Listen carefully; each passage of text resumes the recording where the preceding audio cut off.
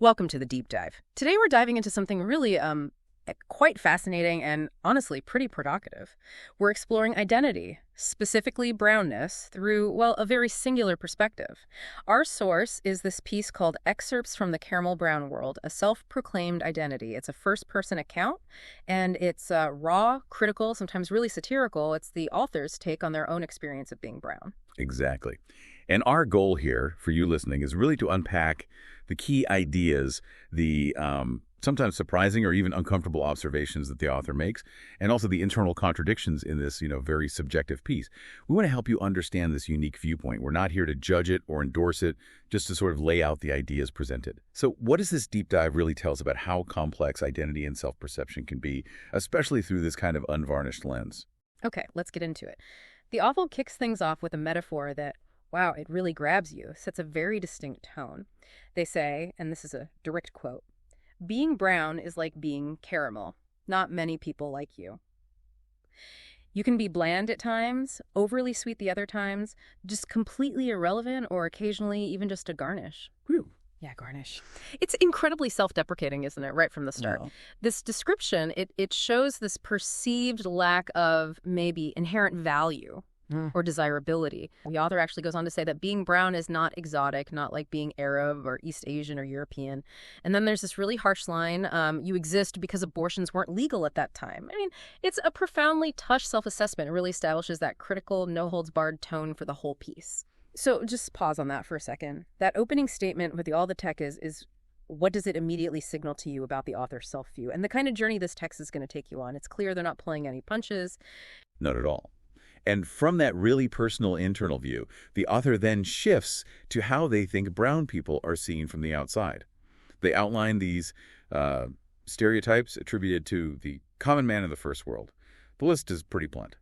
Diseases, strange curry smells, call centers, terrorism. Oh, yeah, it goes on. Corner shops, taxis, kids, and many more kids, big families, and Bollywood. It's quite the list. It paints this picture of a very narrow, often negative kind of public image. And the author contrasts this immediately. They say, one doesn't associate belly dancers and hummus with brown people, but then noodles and sushi is exotic, but curry is an insult. It really highlights this perceived double standard, doesn't it? Some cultural things are seen as cool, exotic. Right, while others associated with brownness in this text are framed as, well, devalued or even laughable.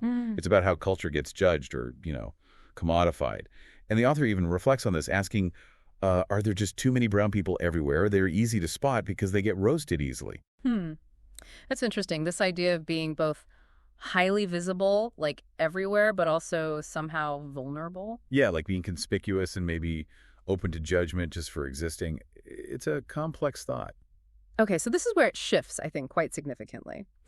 The author turns that critical eye inwards, towards their own community's practices. Take the description of Eid celebrations. It's described as when all brown women dress up in really loud, awful, and outrageously colorful dresses and put on heaps and piles of tacky makeup and venture out to scare others. Wow. It's incredibly vivid, almost aggressive language. Those sequenced dresses can make anyone's skin crawl. That's the quote. And the critique extends to men, too. On Eid, brown men put on their best kurtas and, for a change, smell good that day. Then there's this parenthetical comment, which is quite something. It says, deodorants and perfumes are an alien concept in the brown land. They're expensive, not needed, and a luxury not many can afford. Plus, astagfirullah, they contain alcohol. So that detail, even though it sounds satirical, it links cultural habits to economics, maybe even religious interpretation, right? It's a layered critique. Definitely. And then there's Bollywood dancing. The author calls the moves amusing, but seriously, they won't take you that far.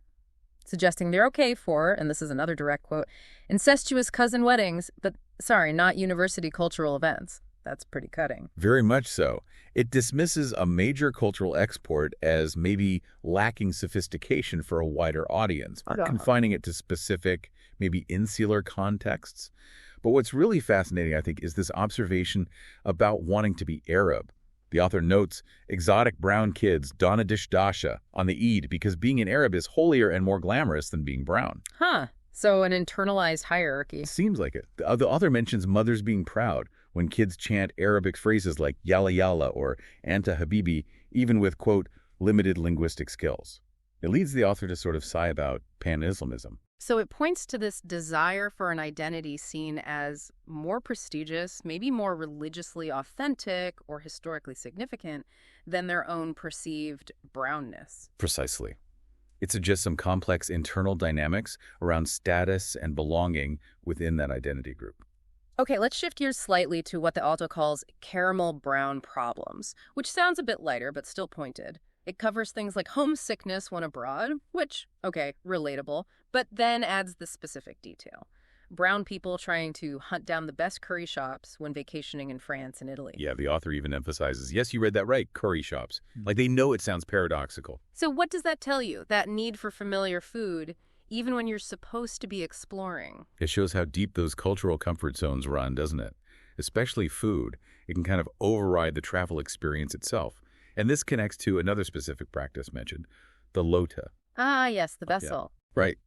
The author described how a water bottle becomes the honorary and the highly prized lota in hotels.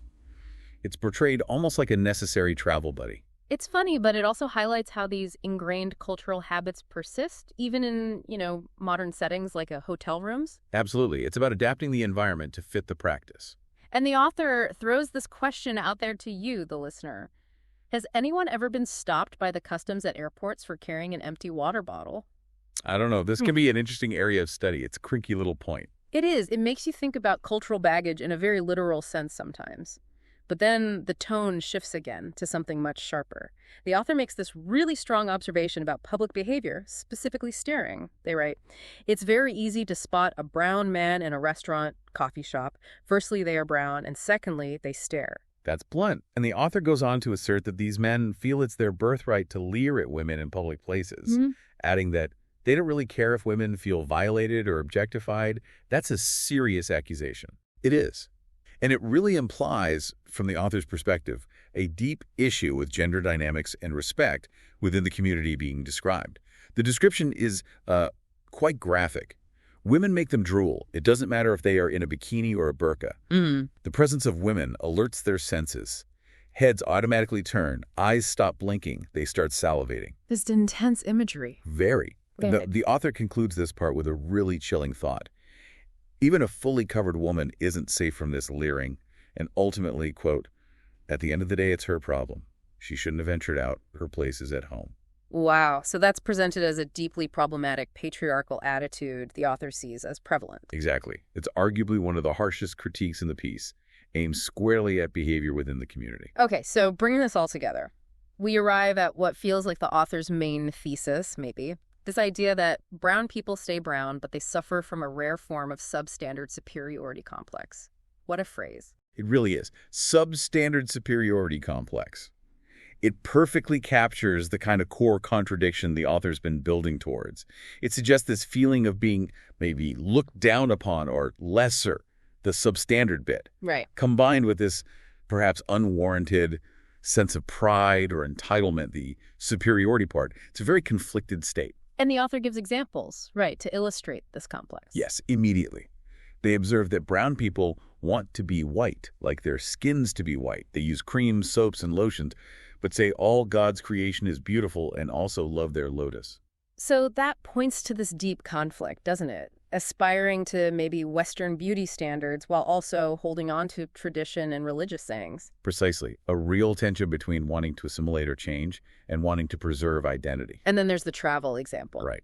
They want to travel but throw tantrums when not given the window seat. It paints a picture of wanting worldliness, but maybe combined with what the author sees as kind of a childish sense of deserving special treatment. That seems to be the implication, yeah. An expectation that doesn't quite match the context. And the final observation on social dynamics is, well, it's quite something. They hate non-browns and want others to love them as self-pity is the biggest luxury that they all can afford. That's a powerful and, frankly, quite bleak conclusion to the author's critique. It suggests this mix of maybe resentment towards outsiders, a deep need for external validation, but ultimately settling into, well, self-pity. There's a luxury. As the only luxury they can afford, according to the author. It paints a picture of a community, or at least the author's perception of it, caught in this difficult psychological space. So wrapping this deep dive up, what we've seen is this self-defined caramel brown identity laid out with incredibly raw, unvarnished detail. It's a really challenging internal critique, isn't it? Not someone from the outside looking in, but someone dissecting their own perceived world. Absolutely. And that really is the core question for you listening. What does it signify when someone dissects their own identity, their own cultural background so thoroughly, especially when they present these uncomfortable truths, these stark contradictions, with such brutal honesty? Yeah, it forces you to think about the layers, the internal conflicts, the desires that exist within any identity group, really. So we'll leave you with this final thought straight from the text. If, as the author provocatively suggests, self-pity is the biggest luxury that they all can afford, what might that imply about the deeper struggles or the unspoken desires, maybe even the unacknowledged pain that could lead someone to such a complex, critical, and ultimately quite sad self-assessment of their identity? Definitely something to reflect on.